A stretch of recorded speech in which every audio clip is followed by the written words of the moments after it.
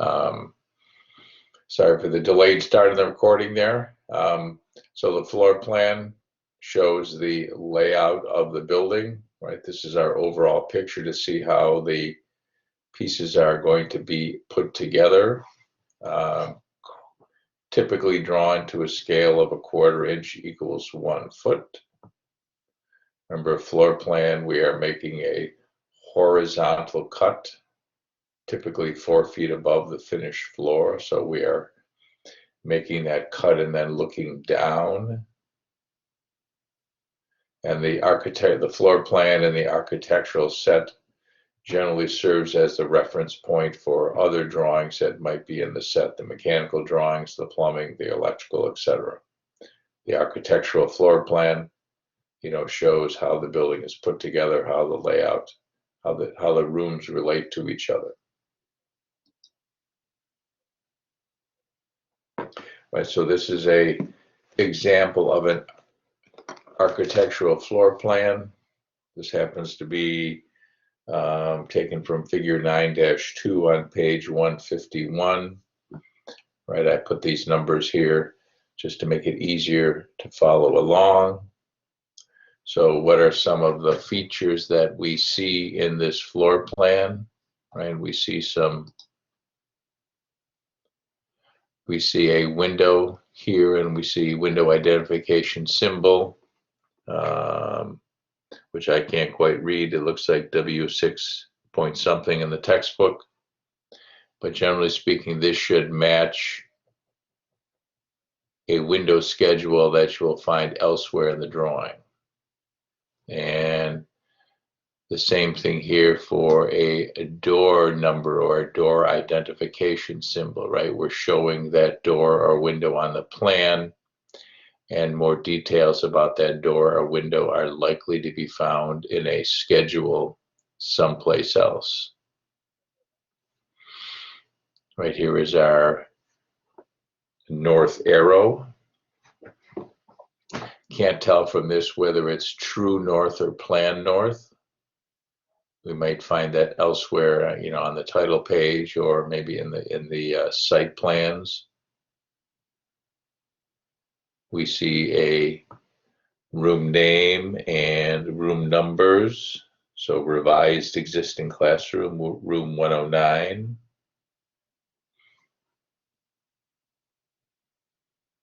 We also see our section view symbol, right? So again, that's pointing that's showing where we are making a cut.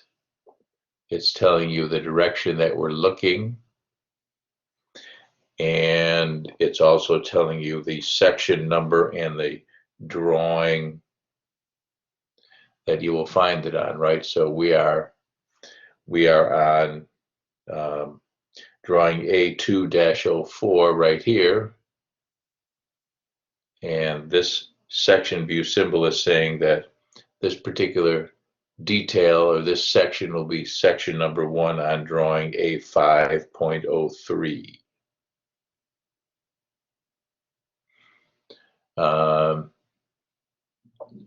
Here's another set of symbols on the drawing. This is a detail reference symbol. So again, you see a little circle here with dashed lines. So that's calling out that particular detail, that corner detail where looks like existing and new construction come together. So this happens to be detail 2 on sheet A5.13, and that abbreviation SIM likely means similar. So we have a couple places with a similar detail. Right, I see the same detail symbol there. Detail 2 on sheet A5.13, similar, right? So it's a similar detail in different locations. This one here, in the middle of new preschool classroom 111, it says the detail pointing to 11 A 5.12 TYP period. So that's typical. So that would be typical of something that happens in multiple locations.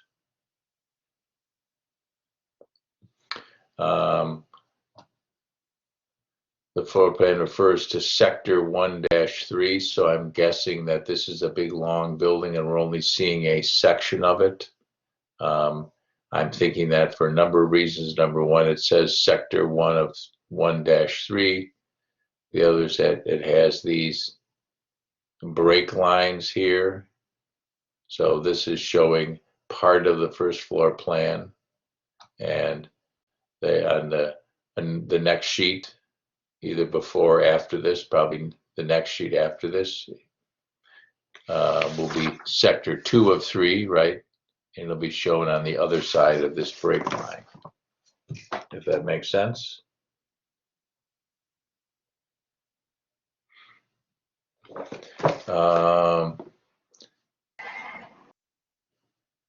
So the numbers in the little circles, they mean like they will have a different set of floor plans for more details on that number or something. Well, let's go over that again. Let me. Oops, sorry. We saw. Let me just blow up these couple symbols.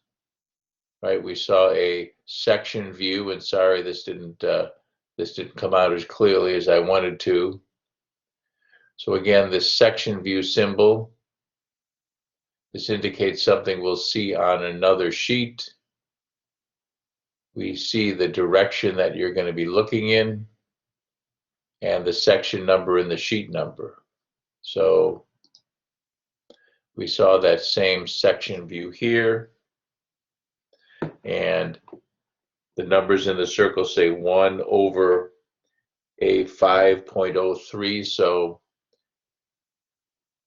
on sheet A 5.03, section number 1 should show us that particular view. It's a little hard to tell here because I don't have the complete set of sheets, right? And the same thing on the details, right? We're referring to some information that's shown on another sheet. So inside the circle, you see a 2 over a 5.13. So that would be detail number 2 on sheet A 5.13. So if we went to sheet A 5.13, we should see that as detail number 2. Yes, Nick. I had a question. Right in the left side of typical, it says WJ2 on the top. Where would we find that? That's a question. I'm not sure. Let's see. A 6.02.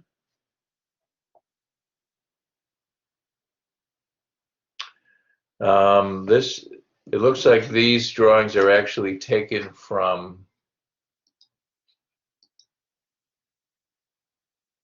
this thing here. A602 is opening details. So we would probably find that WJ2 as a detail on sheet A602. I don't know exactly what, I'm not sure what WJ2 stands for. It's not clear from this. Again, if we were looking at the complete set of drawings, if I saw this on the floor plan, I would go to sheet A 6.02, which is opening details, and see exactly what that is. So I'm guessing it's keying a particular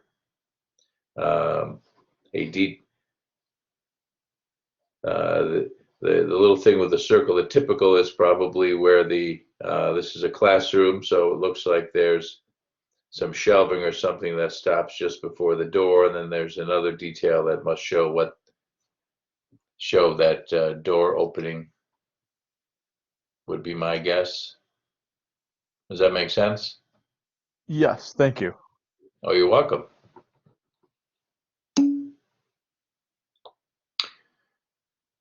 Yes, revision cloud. Quite often, the architect changes something over the course of construction. So they usually cloud the symbol to show what's changed. And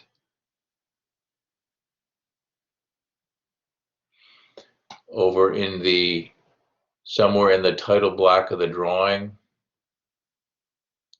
there should be a key that says what date, the drawings were originally done and the date of the revision.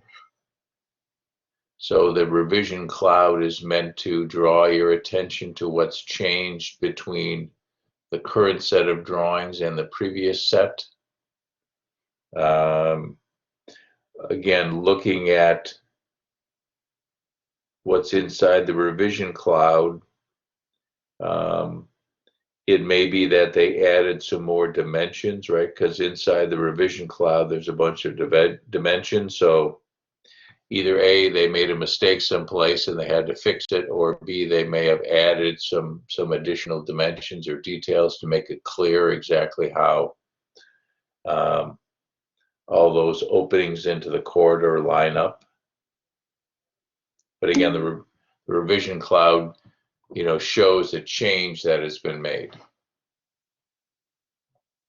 And again, somewhere in the specifications and the general conditions, it'll make you, if you're the contractor, it'll make you responsible to make sure you pick up on those revisions and build according to the most recent version of the plan. And that's always a challenge, right? I have a little branch banking project I've been working on, and we've had the hardest time with making sure that all of our subs have the right set of drawings, because we make a change and we email a drawing out to somebody and the right version doesn't get out to the field, so somebody makes a mistake and you're like, oh, that was shown on a revision number 2. Well, I didn't see that. R9 and R10. Where do you see that, Nicole? So I see quite a few. There's R7, R9. So in the center where the new preschool classroom is, Yep. it looks like in that center, in the center dashed line Yep, I area. see R7, R13. I don't think that's insulation. I actually, it's hard to tell from here. Okay. I'm guessing it's probably referring, right, those are all doors into restrooms, so it's probably referring to something on a door schedule. Okay. Right? Yeah, I don't think it's insulation because it seems to be in a door opening, right? You see, and specifically in a restroom door opening, right? R5, R7. Yeah, I think it's like over on the left side of the drawing, you see girls' restroom, room number R5, and then you see the same R5 in that door opening there. So Okay. I'm guessing it looks like it's keyed to the room name of a restroom. Okay. Thank you so much. Oh, you're very welcome.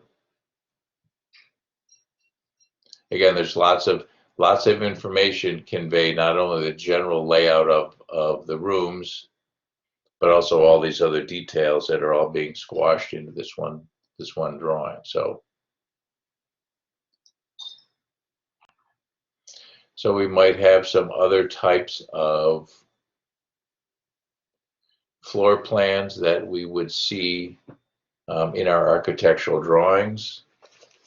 So if we are doing a renovation project or a remodeling project, right, we're doing something with an existing building, we might see a demolition plan, right? Demolition is going to show us construction walls or something that have to be taken out or demolished before new construction can proceed. In the case of a new building, right, we're not going to see demolition plans in the architectural set, but we might see, like we saw in the greenhouse site plans that we looked at last week, right? We saw X's on one of the sheets that showed existing structures to be demolished. So in new construction, we may see demolition in the site plans. In the case of a renovation, we may see demolition in the architectural plans.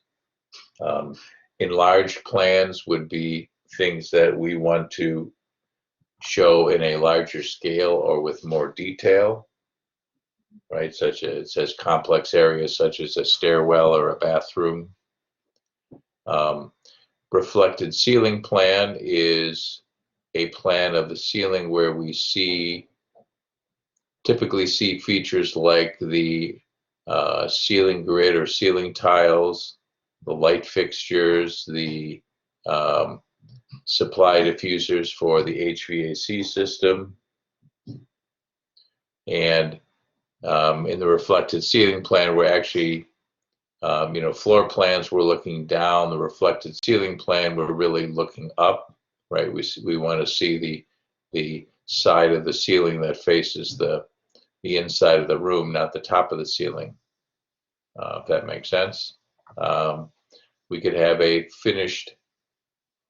floor finish plan, right, that might show the specifics of how the floor is to be finished, either, sheet goods or tile or carpeting, terrazzo, right? All different types of finished floors might be shown on a finished floor plan.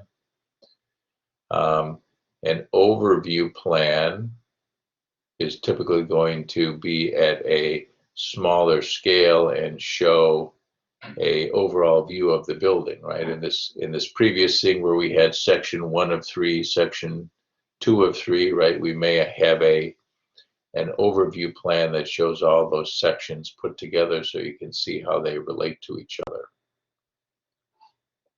Okay, it's a couple of minutes before the top of the hour, so why don't we take we'll take a 12-minute break, so we will start again at 10 minutes after the hour.